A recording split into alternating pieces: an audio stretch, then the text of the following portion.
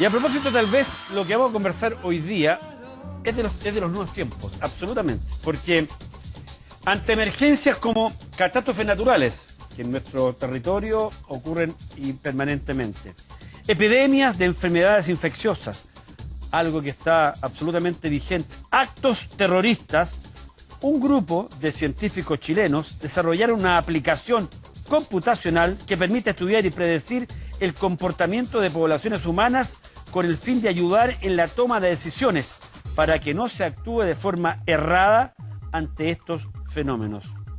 Para eso, en su investigación, han creado diversos escenarios virtuales, inspirados fundamentalmente en ciudades chilenas para modelos de estudios. Hoy hemos invitado a Tomás Pérez Acle, quien dirige la investigación, para conversar un poquito más. Tomás, bienvenido. Gracias, es un placer estar acá. Oye, interesante, esto es una aplicación para ver el comportamiento que tenemos ante actos terroristas, terremotos, maremotos u otro tipo de desastres. ¿Cuáles son las catástrofes que han estudiado en cuanto a la reacción humana? Bueno, primero hay que tratar de aterrizar que es una aplicación, ¿no? Sí. Más bien la forma de aterrizarlo es pensar en un videojuego. Nosotros programamos esta aplicación, construimos este videojuego, por así decirlo, y lo dotamos de ciertas características, le damos lo que se llama inteligencia artificial. A cada una de las unidades que nosotros colocamos en este videojuego, por así decirlo, lo dotamos de ciertas características y de esas características representamos personas. Entonces, por ejemplo. Por ejemplo, podemos decir que una persona tiene un cierto nivel de desarrollo intelectual, fue al colegio, no fue al colegio, uno está más o menos conectado con las redes sociales, una persona es más propensa a los rumores o es menos propensa a los rumores, algunas personas pueden ser más o menos violentas. Bueno, las características que nosotros consideramos que pueden ser relevantes para el fenómeno en estudio, ¿no? Y hemos estudiado distintos fenómenos, hemos estudiado la dispersión. Una cosa que siempre se estudia en esto es la dispersión de enfermedades infecciosas, como una gripe, por ejemplo, la gripe aviar, que estuvo lamentablemente muy de moda hace un tiempo atrás, o la gripe porcina, o una serie de otras enfermedades que son de contagio indirecto o directo, y cómo esas influyen en la población. También hemos estudiado situaciones catastróficas, como por ejemplo una situación relacionada con un terremoto, o cómo, por ejemplo, frente a un tsunami las personas responden, ¿no? Igual, a propósito, porque ustedes partieron con esta aplicación o el desarrollo de esta aplicación después del gigantesco terremoto de Chile del 2010. Nosotros veníamos desarrollando la parte más matemática, más dura, por así decirlo, desde bastante antes. Ya.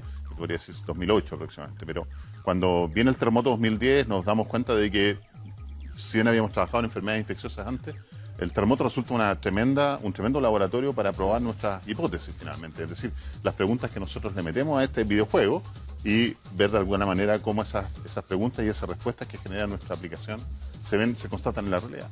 ¿Y cuál es, en comillas, por ejemplo, respecto a un terremoto, cuál es el resultado?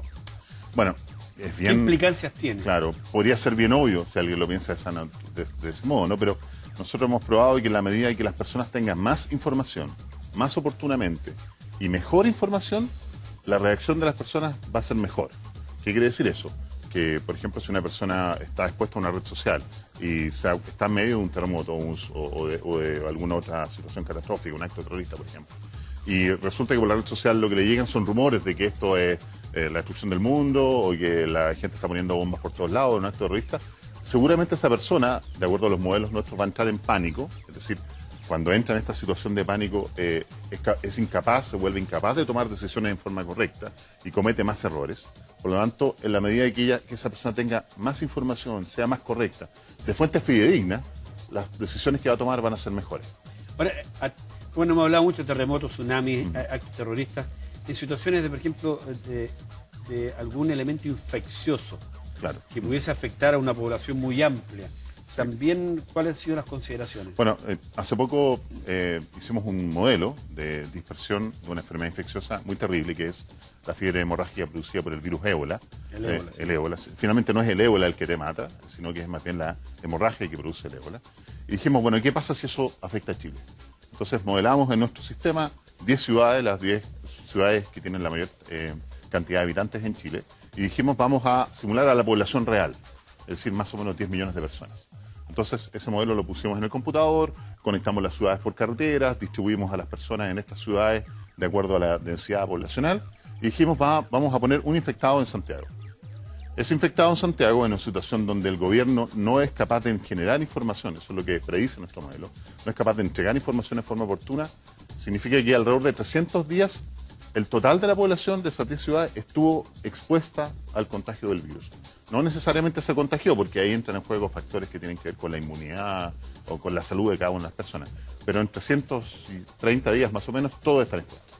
En cambio, cuando el gobierno, en esa misma situación, nosotros volamos ahora a un gobierno que está entregando información que le está diciendo a las personas, existe esta enfermedad, que es en la casa, mantenga cuarentena, no viaje, aísle a sus niños, etcétera, una serie de información, a lo largo de esos 330 días, solo el 40% de la población resulta expuesta a la enfermedad. Entonces, esto es muy relevante, porque tú dices, entonces tienes una manera de probar de que efectivamente la entrega de información oportuna, veraz, de una fuente confiable, resulta súper relevante para modelar, para manejar la dispersión de la enfermedad. Ahora, Tomás, en este análisis que uno puede establecer escuchando, por ejemplo, ¿cómo se entiende o qué conclusión se saca de que en el terremoto del año 2010, en una zona de Chile al menos, con el terremoto todavía en curso, sí, o sea, había ocurrido el día antes, se producen saqueos? Claro. Bueno, ¿cómo se entiende? Es difícil entenderlo, porque nosotros estamos tratando de hacer algo que es bastante difícil, que es darle alguna forma de cuantificar las emociones de las personas, ¿no? En realidad es muy difícil hacerlo, y para eso nos basamos en ciertas teorías sociológicas que están ahí, hemos colocado el ejemplo de Chile, pero yo recuerdo el huracán Katrina, claro, por supuesto. Mujeres que tomando un bote, ayúdeme para salir de aquí, eran violadas, o sea, claro, esto no es privativo de un solo país. De ninguna manera, no, de ninguna manera. Bueno, estamos claros que depende mucho del contexto social de la población. Probablemente si una situación como esta ocurriera en Suiza o en Austria, la respuesta de la población sería muy distinta. Pero en el ámbito nuestro, donde en general el desarrollo socioeconómico es más bien bajo en la mayoría de la población, uno entiende que inmediatamente la gente toma acciones que van no en favor de los demás, sino en favor de ellos mismos. Y ahí tienes un ejemplo de por qué ocurren los saqueos. La persona que arrancaba con un televisor, sí, en Santiago y lo entrevistan, creo que fue este mismo canal, ¿no? Él dice, me lo llevo para alimentar a mis niños. Y no tiene sentido, es un terremoto, va arrancando con un televisor. En realidad esa persona en ese minuto dice, hay una situación de pánico. Y en esa situación de pánico él empieza a pensar de qué manera él se ve beneficiado de esa situación de pánico y actúa robándose el televisor. En cambio, en otras sociedades, donde es más bien un desarrollo socioeconómico mayor, lo que prima es el bien común.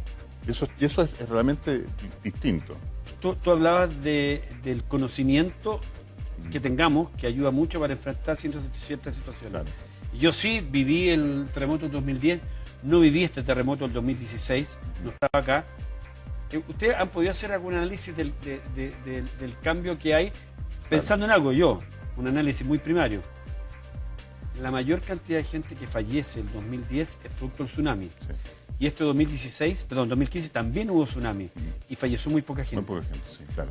Bueno, ahí hay una contraposición súper fuerte. Y lamentablemente nuestros análisis, ni siquiera los nuestros, sino que en general la mayoría de los análisis que se hacen, dan como resultado de que el hecho que en 2010 se genera información contradictoria entre dos fuentes potencialmente confiables, el Servicio Hidrográfico y Oceanográfico de la Armada y la Oficina Nacional de Emergencia, con información contradictoria, no solo produjo pánico en la población, sino que la población tendió a minimizar el efecto de lo que estaba ocurriendo.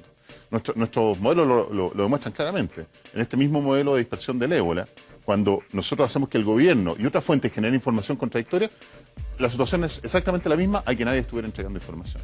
Entonces, ahí hay algo súper claro que ocurrió. Producto de esta información contradictoria por dos fuentes confiables, finalmente la gente murió. Ahora, y puntualmente, esta aplicación, ¿cómo puedo acceder a ella? Bueno, es que es una aplicación de investigación científica. De partida no corre en un computador normal, corre en un supercomputador, eso quiere decir un computador con muchos núcleos de cómputo. En este caso ocupamos el supercomputador de la Universidad de Chile, que tiene 3.000 y algo núcleos de cómputo, y corre durante una simulación, puede correr durante 3 días seguidos. Porque no es un programa que está hecho para que la gente lo use, sino más bien para investigación científica. Pero esa investigación científica, me imagino, se puede después traspasar de una u otra forma, la desconozco, claro, no sé, a través de una entrevista como esta. Claro, puede ser una entrevista, sí. También hemos pensado en posibilidades de crear aplicaciones efectivamente para dispositivos móviles, de tal manera que... Porque en el fondo lo que están haciendo ustedes es informar que cómo actuamos ante determinadas situaciones. Exactamente. Hemos pensado en crear aplicaciones que la gente pueda descargar en sus dispositivos móviles, que estén conectadas a nuestro simulador central y que de alguna manera sirvan para entregarnos feedback a nosotros, es decir, información, qué está pasando, qué es lo que estoy haciendo yo como respuesta a esta situación crítica, pero también sirva para sugerir posibles escenarios. Y esos son los escenarios que nos interesa modelar, ¿no? Ojalá que de alguna manera nuestras autoridades pudieran tomar en cuenta este tipo de modelos para, primero, diseñar políticas y segundo, una vez que la situación crítica se da, modelar escenarios posibles. Tomás, ¿alguien quiere interesarse en esta temática y saber un poco más? ¿Hay alguna manera de acceder? Sí, bueno, podrían visitar el sitio web de nuestro laboratorio, que es www.delab.cl. Delab, claro. O el sitio web de la fundación en la cual yo pertenezco, que es cienciayvida.org. En ambos sitios está la información. Ahí están, esa es, www.dldlab.cl. Exacto. Ahí se pueden contactar y tener más información respecto de esto que estamos hablando y que tiene que ver con muchas áreas de lo que puede llegar a acontecer. Tomás, muchas gracias. Un placer por estar aquí. Muy grato haber estado contigo compartiendo esta información, esta nueva información.